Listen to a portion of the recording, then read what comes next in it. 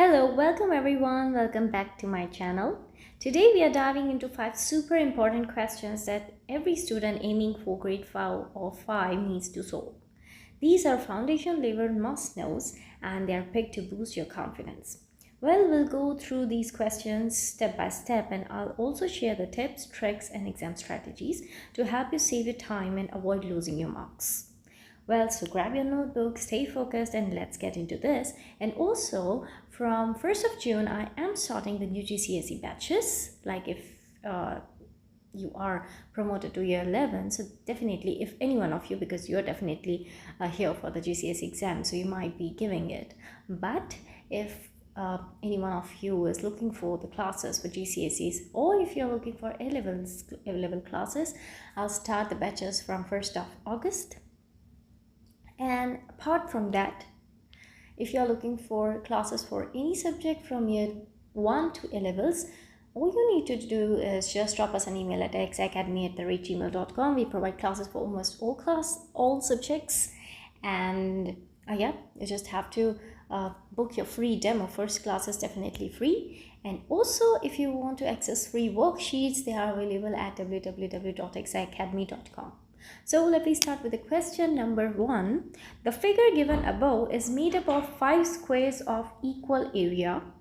The total area of this figure is 245 centimeters squared. Then calculate the perimeter of this figure. So we can clearly see that these are 5 squares. They all have the same equal area, which means clearly they all have the same dimension. So if I say the dimension of this be x, then every one will have the same dimension, which means x, x, similarly x, x, and so on. So every length that you can see is of x.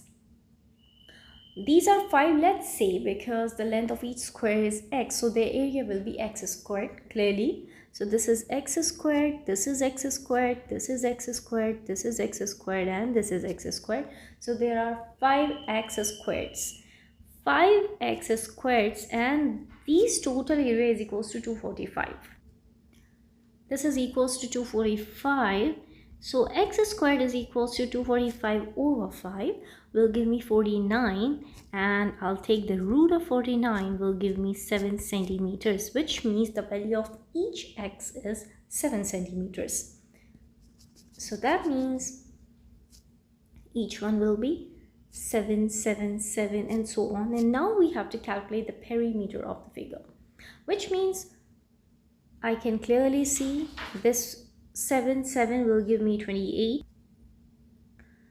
This one 7, 7, then this, and this. That means the perimeter is clearly all the perimeter of all the 5 squares. And we know the perimeter of one square is 7 times 4, which is 28.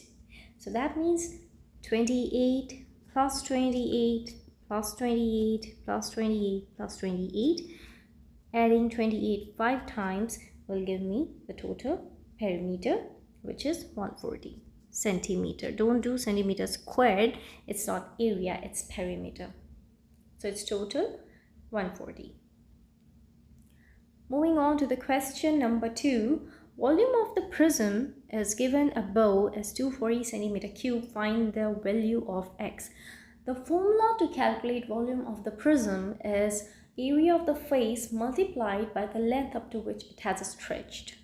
The same face being stretched, that length, which means I have to calculate area of this, and multiplied with this x will give me the whole volume of this prism.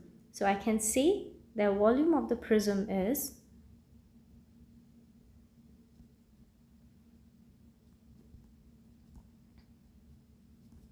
area of face times the length up to which it has stretched. So area of face, this is a right angle triangle, so area of the face is half times base times height, and the length up to which it is stretched is x, and this is equals to 240. So this is 240 is equals to 24x, and dividing both the side by 24, I'll get x is equals to 10 centimeters. That means this length is 10 centimeters.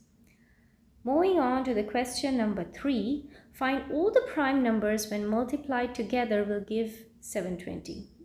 Simple, this is a prime factorization that they are asking, because the prime factorization, which we do by the factor tree method, gives us all the prime numbers. When we multiply them all together will give us the original number, which means keep that in mind. Whenever the question is about find all the prime numbers when you multiply them together will give you a certain number, always go for prime factorization, and we go for factor tree method, which is this is 720, and now I have to make 2 branches. In first branch I have to write the smallest possible prime number which will divide our 720, which is 2 clearly. And here I'll write 720 over 2, that is 360. Why? Because this branch signifies that 720 can be written as 2 times 360. Now again, 2 is a prime number, so let me encircle it. Now 360 is definitely not a prime number, so I can split it once again. So again, 2 numbers that can, if I multiply them, will give me 360, and first number has to be a smallest prime number that can divide 360, which is 2 again. And here I'll be writing 360 over 2, which is 180. Again, 180 can be divided into 2 prime numbers. The smallest prime number is again 2, and here I'll be writing 180 over 2, which is 90. Again, it will be 2 branches. The smallest prime number is 2, and 90 over 2 will give me 45. So here I'll be writing 45. Again, 45 can be split into 2 branches. So smallest is not 2 now, but it's 3. How I know? If you will learn some divisibility check, it will help you in division. Just like for 2, it has to be an even number. All the even numbers are divisible by 2. 45 is not an even number, so it can't be divided by 2. So we have to move on to the next prime number, which is 3. So the divisibility check of 3 is if you add all the numbers and if the sum is divisible by 3, hence the number is divisible by 3. 45, 5 plus 4 is 9, which is definitely divisible by 3. Hence the whole number 45 is divisible by 3. Similarly, if I'll say 2, 1, 3, 0, 1, 3, 2. This is a big number. This can be divisible by 2, obviously, because it's a prime number, and another number is 3. I need to check whether it's divisible by 3 or not. I just need to add all the numbers.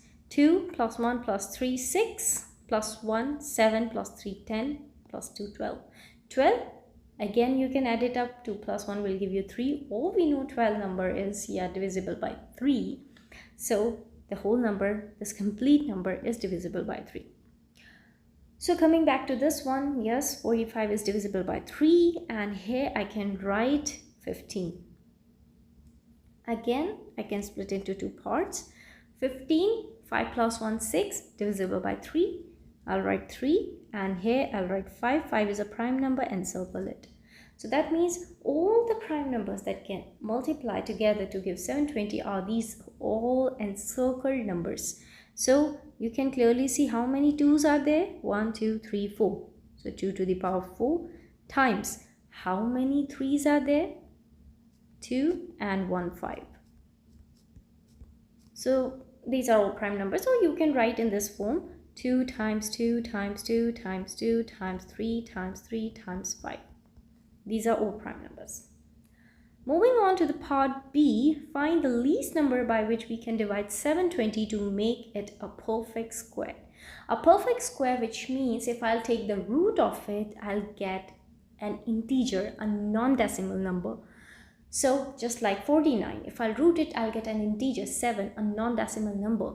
If I root 36, I'll get 6, non-decimal number, an integer. But if I'll take the root of 5 or 2 or 3, I'll not get a perfect number, not an integer. I will get a decimal number. So they are not the perfect squares. Obviously, if you want to know that the number is a perfect square or not a perfect square, for 49, 36, smaller numbers is easy to know. But what if there is a big number, 1, 2, 7, 4, 3, something like that? And if you want to know that it's a perfect square or not, so first thing is you have to prime factorize, which we have already done. After the prime factorization, you have to find the pairs. Okay, if all numbers are in pairs, it's a perfect square. If one number or two numbers are unpaired, it's not a perfect square. Just like this one, we have find all the prime numbers here, and all the prime numbers that multiply to give 720 is 2 times 2 times 2 times 2 times 3 times 3 times 5. And we have to find the pairs. So pairs are the first one, yes, I got pair of 2. Again, I get the pair of 2. I get the pair of 3. And 5 is unfortunately unpaired, which gives me the answer that 720 is not a perfect square. And that's why the question says that find the least number by which we can divide 720 to make a perfect square. 5 is unpaired. If I divide this by 5, so 5 will be cancelled out and we'll be left with only paired numbers. That means in this way, I'll be able to convert 720 into a perfect square if I'll divide it by 5. So this unpaired number, we always have to divide with the unpaired number. Divide by unpaired number or numbers. Here it's 5, so 5 is the least number by which we have to divide 720. Moving on to the question number 4. Lines L and M are parallel to each other, then find the value of x and y. See this. L and M are parallel to each other and this one is a transversal. So that means you should know that if two lines are parallel, we know the interior angles, alternate angles, and also corresponding angles. In that case, these two angles are called corresponding angles and they are always equal. Similarly, these two are also corresponding angles, they are also equal. This one and this one are also the corresponding angles and they are also equal. And this one and this one are the corresponding angles and they are equal as well. But here, these two angles are given, that means as L and M are parallel and this is a transversal, this straight line is a transversal, so angle 2x plus 10 and 60 forms the corresponding angles and they are equal. That means I can equate 2x plus 10 is equals to 60. From here, I'll transpose 10 onto the right hand side, will give me 2x is equals to 50 and x is equals to 50 over 2, 25. So I have calculated the value of x. Now for y, we know that angle in a straight line is always 180. So this whole angle is 180 clearly. So that means I can say 60 plus 4y minus 40 should be equals to 180. And in geometry, whenever we are doing something, the important part is you have to give the reason. So we have to write down the reason that why I have equated, because corresponding angles are equal.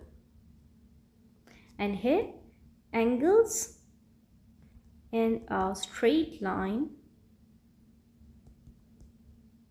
is always 180 degrees. So from here, I can say 4y plus 20 is equals to 180. 4y is equals to 180 minus 20. I have transposed it here and it will change its sign. Give me 160 and y is equals to 160 over 4 will give me 40. So hence we have calculated the value of x as 25 and value of y as 40. Now moving on to our last question. A group of 40 students has a mean score of 45 in a maths test. Another group of 50 students has an average score of 60 in the same test. Find the combined mean score of all the 100 students. See, there are 40 students and their mean score is 45. We know the formula for mean is mean equals sum of all data over number of data. So here mean is already given, which is 40. Sum of data, let me represent with S1, and over number of data, that means number of students, which are 40. Mean score is 45 given and students are 40. So I need to multiply it with together 45 times, multiply both the sides by 40. So I'll get S1 is equals to 45 times 40, which is 1800. So sum of the scores of all 40 students is 1800. Using the same formula to calculate the sum of numbers of all 50 students. So for the group of 50 students, mean is 60. So in place of mean, I'll write 60. Let's it represented by S2, and number of data as for 50 number of students. So now I need to multiply both the sides by 50. So S2 is equals to 60 times 50 will give me 3000. So now they are asking you to calculate mean of all 100 students. So it's simple, using the same formula again. So mean that we have to calculate is equals to sum of all data of all the 100 students. So S1 plus S2 over number of students, which is 100. S1 is 1800 plus 3000 over 100, which will give you 4800 over 100, that is 48. So combined mean of all 100 students is 48. So these were five questions, and in the next video I'll be back with 5 more important questions.